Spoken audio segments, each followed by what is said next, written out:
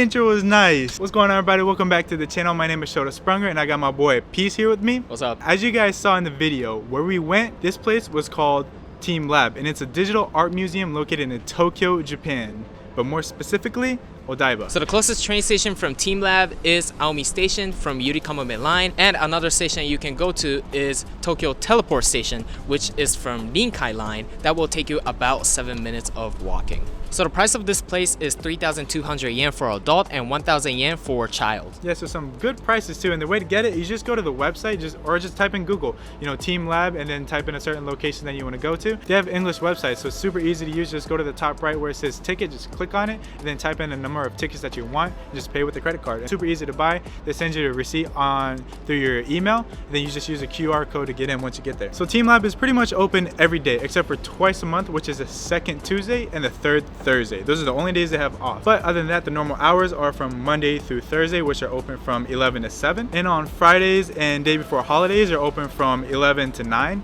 And then on weekends and holidays, they're open from 10 to 9. To countermeasure this current situation, to enter the Team Lab, you have to measure your temperature, which they will do automatically with their camera. And it is mandatory to wear a mask and sanitize your hands before you enter the Team Lab. All right, so in this Team Lab, they have 10 different type of exhibitions. But we don't want to spoil everything, so we're going to show you just enough and talk about just enough to get you excited about coming here when you guys come to Japan. So the first one we went to was this place. It had a big waterfall. It was beautiful. It was beautiful. And like I said, it's a digital art museum, so everything is just lights pretty much. And it was this big open area, and it had this beautiful waterfall with all this illustration on the walls and going around, just moving, and it was just beautiful and an amazing place to take pictures. So each place you go into, you don't want to just like walk in and walk out to the next room. You want to stand there for about like a good 10-15 minutes, which is what we did. We stayed in there in each room. We were taking some nice pictures. The piece was taking nice pictures. The waterfall area was super cool. Like, what did you think about it? The waterfall area was super lit. Like literally. It was super lit. Yeah. And each light actually reacts to a physical like movement. So if you stand on a light and stuff, the water will avoid you. And it was super cool. Yeah, that is super cool what they did there. And the second place we went was this place called Universe Cave. So what you can do is you cannot actually go into the cave, but you have to stand right in front of a cave, and the light will create this like 3D illusion right in front of you, which was pretty sick. Super trippy. I didn't try, but he tried it. And how was it? Like, it was trippy because like you're just standing there. It feels like you're floating in space because everything is 3D and everything's just moving around you like while you're standing in the middle. But the one thing is that you get kind of dizzy off a couple minutes, That is true, yeah. If you're just staring off into the space, then yeah, you're gonna feel a little dizzy.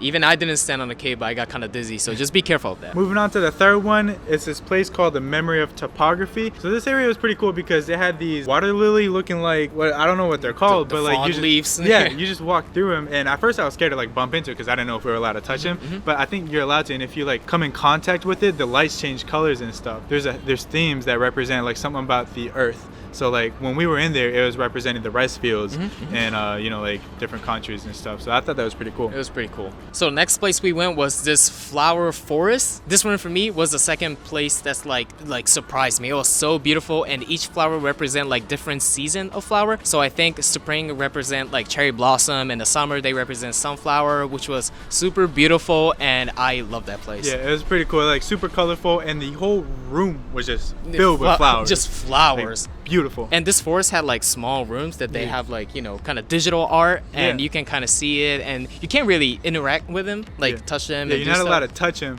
but they had like these drawings, but it was like digital drawing of like I remember seeing like a tiger. I also remember seeing an elephant. So it was pretty cool, like seeing that in like a colorful room, but you enter these small like dark rooms with just like a simple painting on the wall. And it was like really beautiful. All right, so the fifth place was like this dark room all the way in the back in the corner. Like, we almost didn't find it. I think it's called the Black Waves, and it was pretty cool because once you enter, it's like this whole room, just walls covered in waves that just non-stop, just like constantly just waves going back and forth with the smooth music, and you just like relax in this super wavy peaceful room. Yeah, like, if you like the beach, I feel like this room is perfect for you because you just stand there, listen to the nice peaceful calm music with all these waves around you, and it's amazing. All right, next one is Forest of Lamps, which was one of my favorite places to go because that place was just so photogenic, and it was even good for videos. It was. But one thing though, they have a time limit of 5 minutes. So if you guys really want to take that dope photo and take time and stuff, you cannot do that at all.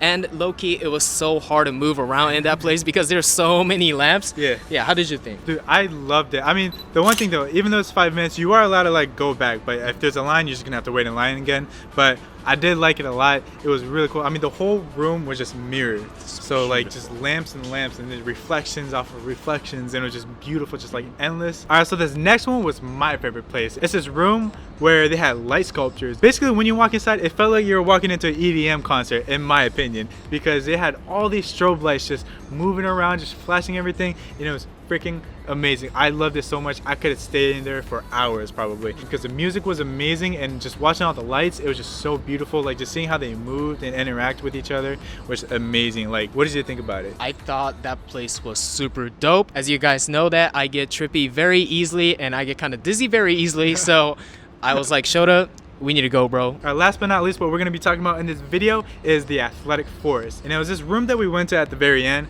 and it was this big open room. They had like many different things to do in there. They had a trampoline, slides. Slides was very fun. I know you enjoyed it. I went down it twice. It's for little kids, and I was like reading the sign, and I was like, this looks like it's for little kids. But I like asked the person who was like working there, I was like, am I allowed to go on this? She's like, yeah. So I was like, you know what, like, she was really cool with it. So I just tried it, and it was pretty fun. I went down it twice.